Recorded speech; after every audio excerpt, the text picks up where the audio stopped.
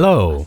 I mentioned in my first video of Fallout 76 that the reason I requested a review key from Bethesda was that the Pit was going to be featured in Season 10. When I made that video, I was just level 10 and nowhere near powerful enough to even try the expansion. But now I've tried it, so let me go into what it is, what it does well, and what it could do better. This is an area based on the Pit expansion for Fallout 3.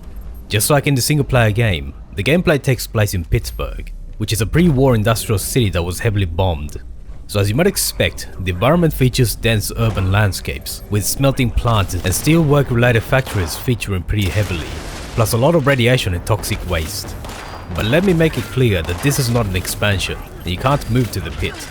You're still based in Appalachia, but now you have the option of undertaking missions in the Pit. Before you can do that, you'll have to do 3 small missions to fuel your vertibird for the trip. You can do these once a day, meaning that you can only organize 1 expedition to the Pit per day. At the moment there's 2 missions available. They take place in small sections of the city and are effectively urban mini locations that you can explore. Completing the mission objectives gives you rewards like experience and special loot, and doing the optional goals gives you even more rewards.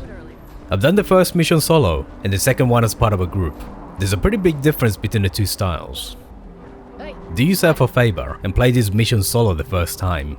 There's no time limit and it will give you a chance to experience the atmosphere and appreciate the setting better. And make no mistake, the developers have put in the time into these locations. Don't expect them to be open worlds, rather it would be better to treat them as custom levels that exist for the purposes of the mission. But at the same time, they're large enough that you don't feel railroaded. A great example of this happens in the first mission. The quest marker directs you to the front gate of the enemy's stronghold, but there's also a back door that you can use.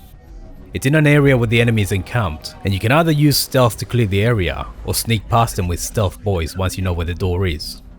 The only indication that it's a back door is when you bounce over it. If you take this entrance, you'll end up closer to the goal and bypass a number of strong enemies. It's a very neat little touch, and I'm sure most people have missed it. The way the encampment is put together, with all the containers stacked against old 19th century brick buildings, makes for a good vista. It really does emphasize the difference between the urban landscape of Pittsburg compared to the more rural landscape of Appalachia. Don't forget to read terminals, look at notes, and listen to tapes too.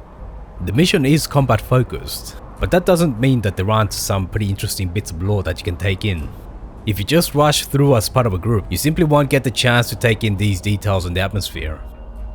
But if you're more interested in the rewards, then you should play as part of a group. You can start your own mission by fueling the vertibird. As I mentioned before, you can do this once per day. Once you're ready, create a public expedition group. That will allow players to join you on the trip. You should only do that if you're familiar enough with the locations to avoid getting lost or wasting time. Ultimately the mission will go as well as the team leader goes, so it's polite to avoid frustrating other players. Otherwise it's best to join someone else's group. You can take part in expeditions started by other players as many times as you like. Keep a lookout for notifications that an expedition group has been created, then join the group and the option to join the expedition will appear. That will show you the mission being undertaken. Once you confirm, you'll be transported to the mission. Some people have labeled the Pit missions as Daily Operations Plus. Basically they're saying that these are bigger versions of the combat missions you can do for daily rewards. There's merit to that comparison, but I'd also point out that there's significant differences between the two. The daily operations take place in locations within Appalachia, meaning that if you've played the game for a while, you're likely to have explored those locations already. There's not much new to be seen, and during operations, enemies don't drop worthwhile loot, so players just focus on doing the objectives as fast as possible to get the rewards. If you wanted to carefully loot the place, you just come by yourself instead of doing an operation. On top of that, the daily operations are timed, so you get the best rewards for finishing it under 8 minutes. Everything encourages players to want to rush through operations. But that's not the right approach for expeditions to the Pit, at least the first time you play them. Your first run will be the first time you'll see the location it takes place in. There's loot, like the Tesla rifle and the game holotape I found in my own solo run. Other people have noted that they've found magazines and bobbleheads.